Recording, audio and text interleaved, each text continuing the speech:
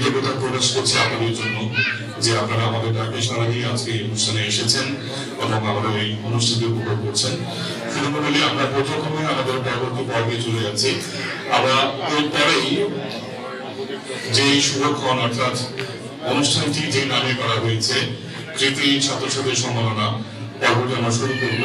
তার আগে আমাদের আরেকজন কৃতি ছাত্র এবং আমাদের বিসিএফের একজন স্বয়ংখণ্ড মেম্বার, তিনি আপনাদের উদ্দেশ্যে ফসতে একটি মোটিভেশন স্পিচ প্রদান করবেন।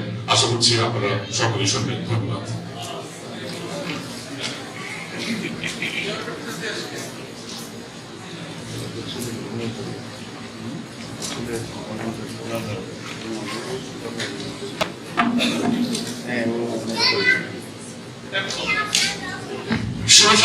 Assalamu alaikum, bonsoir mesdames et messieurs. D'abord, je voudrais remercier le DCF pour avoir organisé un tel événement la deuxième année. La première année, j'étais à votre place, aujourd'hui j'organise. Je fais partie des membres du DCF. C'est une très grande réussite et c'est la première fois, plutôt la deuxième fois cette année, qu'on organise un tel événement qui permet de récompenser des personnes d'origine bangladaise qui sont en réalité partie intégrante de la communauté française, dont on voudrait remercier. Et le DCF a réussi une grande chose. Cette chose, c'est qu'il a réussi à créer un pont entre deux générations. Les parents qui sont là, et puis vous qui faites les études ici. Donc ce pont est très important parce que souvent il y a une incompréhension entre les différentes générations qui sont liées à plusieurs exigences. D'abord l'exigence de l'intégration, parfois de l'assimilation, on parle de prénom français, du calendrier chrétien, je vais citer Zemmour tout à l'heure. Et puis une autre exigence de la part de vos parents qui souhaitent quand même que vous gardiez votre part de culture bangladaise, vos racines. Pour moi les deux sont importants et il faut créer un pont. Il ne faut pas créer une barrière rigide, mais un pont qui permette à ce qu'on soit tous unis ce soir aujourd'hui. Donc je suis très ému comme l'année dernière. Alors ce soir, j'aimerais que vous sortiez avec un conseil très simple, très candide, qui peut paraître enfantin parfois. Je voudrais vous donner un seul conseil. Ce conseil, c'est rêver. Il faut apprendre à rêver. Vous êtes tous des étudiants, vous êtes des bacheliers, vous avez 18 ans. Souvent, lorsqu'on est adulte, on ne rêve plus. Parce qu'on a cette espèce de conscience de la réalité, parfois nécessaire, elle est nécessaire, mais qui fait qu'on ne rêve plus. Mais il faut apprendre à rêver. Mais surtout, réaliser vos rêves. Ça, c'est le plus important. La différence entre une personne qui a réussi et une personne qui rêve, c'est que la personne qui a réussi a réalisé ses rêves. Et l'autre personne qui a rêvé mais qui n'a pas réussi, c'est que les rêves se sont anéantis par un réveil brusque le matin. Donc vous n'allez pas plus loin de vos rêves. Et ceux qui réussissent réalisent vos rêves et c'est ce qu'il faut faire. Alors, pour réaliser vos rêves, vous aurez des obstacles. Là. Il y a plusieurs types d'obstacles. L'obstacle premier, ce sont vos parents, qui pensent et qui ont une espèce de complexe d'infériorité de l'étranger. Nous sommes étrangers, on ne va pas réussir, alors d'autres ont le rêve anglais, il faut aller en Angleterre pour réussir. Et puis, d'autres barrières, ceux parfois qu'on peut nommer racistes, qui pensent que vous ne pouvez pas réussir, vous ne pouvez pas intégrer, vous êtes l'autre, vous êtes l'étranger. Alors, il y a des réponses pour les deux personnes. À vos parents, vous pouvez montrer que vous avez réussi. Vous êtes là aujourd'hui, vous avez réussi, demain, vous pouvez devenir ingénieur, médecin, avocat. Et pourquoi pas retrouver la trace d'Emmanuel Macron, devenir président de la République, c'est possible. Et l'autre réponse, c'est aux racistes ou aux personnes trop pessimistes qui pensent que vous ne pouvez pas réussir. Et qui disent souvent, la France, ce sont les Gaulois, ce sont leurs ancêtres. Alors j'aimerais dire à ces personnes, mais vous avez oublié l'histoire de la France. La France, ce sont les Gaulois, certes, mais il y a eu les Romains, les invasions barbares, il y a eu les pieds noirs qui ont battu pour la France. Et puis, il y a d'autres, comme Zemmour, qui disaient il faut s'appeler Corinne et pas je ne me souviens plus de la dame qui est d'origine africaine et j'aime pas rappeler les origines, mais bon. Et il faut appeler vos enfants par des prénoms du calendrier chrétien. Alors à cela, j'aimerais dire, la France de 2018, c'est la France de N'Golo Kanté. C'est la France de beaucoup de footballeurs qui ont des prénoms à consonance étrangère, mais qui ont représenté la France mieux qu'eux. Donc, ce pessimisme, c'est parfois made in France. La France est championne du monde du pessimisme. Ça n'arrange pas avec les écrits de bon Dieu. On dit souvent que l'ascenseur social est en panne. Alors, qu'est-ce qu'on fait lorsque l'ascenseur est en panne? Est-ce que quelqu'un peut me répondre? Qu'est-ce qu'on fait lorsque l'ascenseur est en panne? Il n'y a pas de réponse? Vous ne restez pas au rez-de-chaussée. Vous prenez l'escalier lorsque l'ascenseur est en panne. C'est plus dur, ça demande plus d'efforts, mais vous arrivez jusqu'au bout de vos rêves. Vous arrivez jusqu'au bout de vos rêves, et c'est ça le plus important.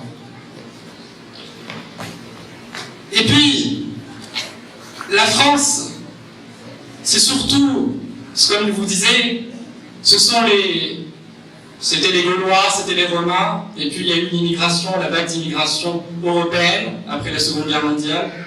Ce sont les Italiens, les Portugais, il y a eu les Pieds Noirs, mais aujourd'hui, la France, ce sont les Bangladais. C'est vous la France, vous êtes la France de demain. Pour terminer, j'aimerais parler quand même en bengali pour les parents. বাংলাতে কিছু কথা বলতে চাই কারণ এটা খুব গুরুত্বপূর্ণ প্রথমত ধন্যবাদ সবাইকে বিশেষ করে আমাদের মা বাবাকে আমার মা বাবা আসতে পারেনি ব্যস্ততার জন্য তাদেরকেও ধন্যবাদ এই কারণে ফ্রান্সের মতো একটা দেশ আমাদেরকে আনার জন্য অনেকেই বলে যে আমাদের ইংল্যান্ডে যাওয়া উচিত কিন্তু এই জিনিসটা ভুলবেন না যে ইংল্যান্ডে একটা ইউনিভার্সিটি পড়তে হয়তো 30,000 পাউন্ড লাগতে পারে 50,000 পাউন্ড লাগতে পারে ফ্রান্সে 300 ইউরোতে ইউনিভার্সিটিতে পড়া যায় আমি মাত্র 5 ইউরোতেই কারণ বলছি 5 ইউরোতে এখানে লয়ার হওয়া সম্ভব 5 ইউরোতে এখানে ডাক্তার হওয়া সম্ভব 5 ইউরোতে এখানে হয়তো প্রেসিডেন্ট হওয়া সম্ভব তো সবসময় স্বপ্ন দেখবেন সবসময় বাচ্চাদেরকে উৎসাহিত করবেন যাতে এখানে পড়াশোনা করেন আরেকটা অ্যাডভাইস আমি আর বেশি বলবো না বাংলাদেশে থাকলে হয়তো আপনাদের বাচ্চাদের পিছনে প্রতিটা সাবজেক্টের জন্য একটা টিচার থাকতো তাদের পিছনে অনেক টাকা খরচ হতো তারপর তাদেরকে কোচিং এ দেওয়া হতো তাদের একটু সময় থাকতো না কিন্তু ফ্রান্সে এত কিছু করা দরকার নেই শুধু একটা অ্যাডভাইস খেয়াল রাখবেন তারা কতটুকু পড়াশোনা করছে তাদের নাম্বারের দিকে খেয়াল রাখবেন তারা ঠিকমতো পড়াশোনা করছে কিনা কারণ মাঝে মধ্যে তারা ভয় পায় আপনাদেরকে রেজাল্ট বলতে ভয় দেখানোর কিছু নেই এখানে সবার জন্যই একটা পথ আছে যারা ঠিকমতো পড়াশোনা করতে পারছে না যারা ভালো রেজাল্ট করতে পারছে না তাদের জন্য প্রফেশনাল লাইন আছে এখানে অবশ্যই তারা একটা কিছু করে খেতে পারবে তো সবসময় তাদেরকে উৎসাহিত করবেন যাতে করে এখানে তারা পড়াশোনা করে এখানে তারা ভালো কিছু করতে পারে ইংল্যান্ডে না আমেরিকাতে না থ্যাংক ইউ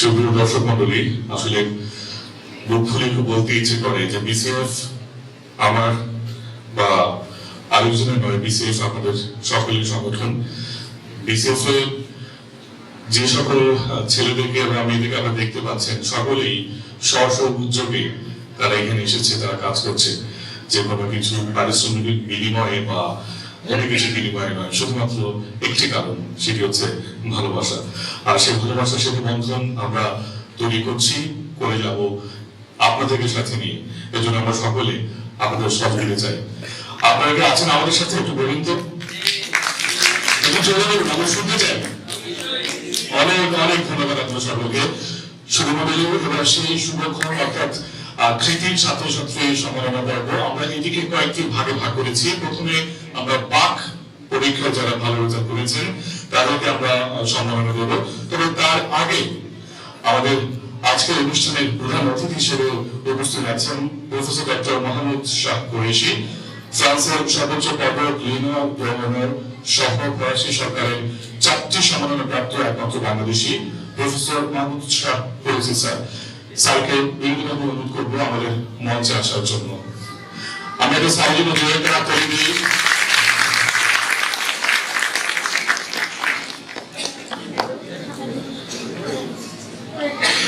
ধন্যবাদ স্যার। এবং আমাদের আজকের এই অনুষ্ঠানের বিশেষ অতিথি হিসেবে উপস্থিত আছেন প্রফেসর ফিলিপ বিনো, ইলামকো ইউনিভার্সিটি এবং ইংলিশ সনাতনের একজন বাংলা অনুবাদক। আমরা আমাদের বিশেষ অতিথি মহোদয়কে বিনীতভাবে অনুরোধ করছি মঞ্চে আসার জন্য।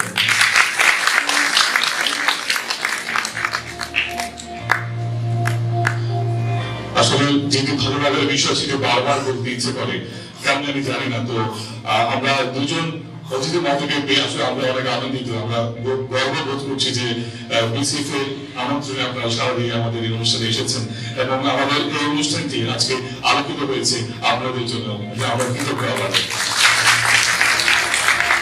উপস্থিত শুরু করলে এবারে আমাদের প্রধান অতিথি মহোদয়কে ফুল দিয়ে শুভেচ্ছা প্রদান করবেন আমাদের বিসিএফ সিনিয়র মেম্বার। প্রধান অতিথি মহোদয়কে ফুল দিয়ে শুভেচ্ছা জ্ঞাপন করা হচ্ছে বিসিএফ এর পক্ষ থেকে। এবারে আমাদের আজকের অনুষ্ঠানে বিশেষ অতিথি মহোদয়কে ফুল দিয়ে শুভেচ্ছা জানাচ্ছেন আমাদের বিসিএফ এর senior member Faridul Ahmed.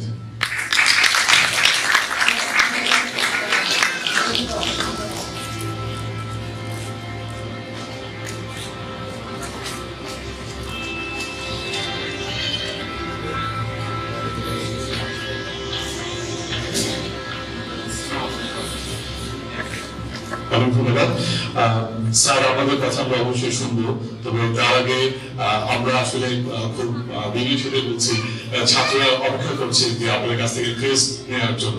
Sir আমরা কি করতে পারি? অনেক ধন্যবাদ স্যার।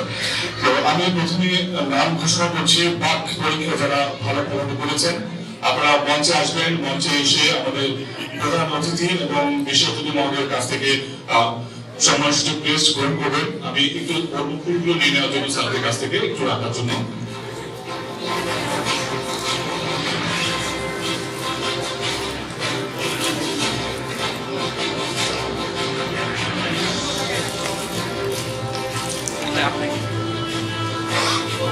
আমি মঞ্চে একটু অনুভবীকে আসার জন্য বিনীতভাবে অনুরোধ করছি।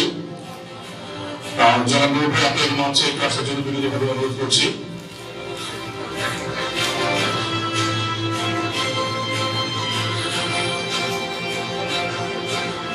আমরা খুবই আনন্দিত যে ফ্রান্সে বাস করে বাংলাদেশ মন্ত্রীকৃত যারা আমাদের মতো তাদেরকে আমরা সম্মানিত করতে পারছি। এই জন্য আসলে আমাদের ভালোবাসার কোনো শেষ নেই। আমরা আমাদের ভালোবাসার শুধু গেঁথে চলেছি। যারা প্রথমে বাক পরীক্ষায় যিনি ভালো রেজাল্ট করেছেন, যার নামটা আমি বলবো, তিনি মঞ্চে আসবেন। মঞ্চে এসে আমাদের মাননীয় অতিথি মহোদয়ের কাছ থেকে সম্মানসূচক ক্রেস্ট গ্রহণ করবেন। তার নাম হচ্ছে সত্তা। ফুটবলের জন্য হাততালি। আমরা গর্বিত, আমরা আনন্দিত।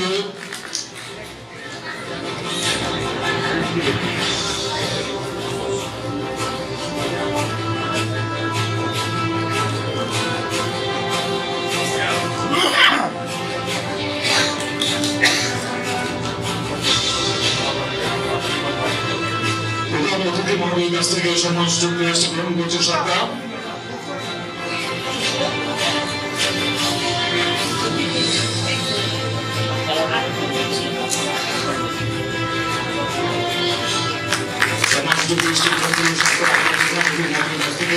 এবং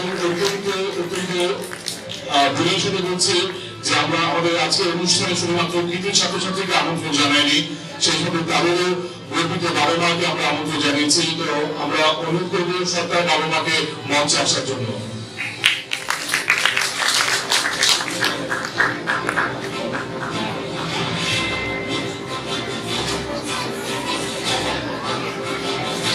হ্যাঁ, অবশ্যই সরকার আঙ্কেল আন্টিকে মঞ্চে আসার জন্য অনুরোধ করছি যে আমরা গর্বিত আপনারা এসছেন, মঞ্চে আসার জন্য অনুরোধ করছি।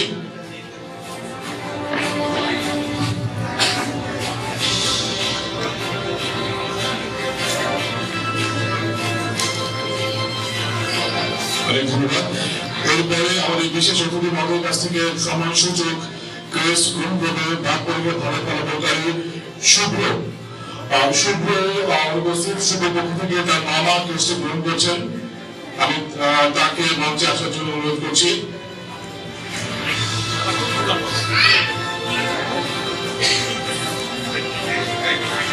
শুভ্র পক্ষে তার মামা সম্মান সূচক ক্রেস্ট গ্রহণ করছেন। আমাদের বিশেষ অতিথি মহোদয়ের কাছ থেকে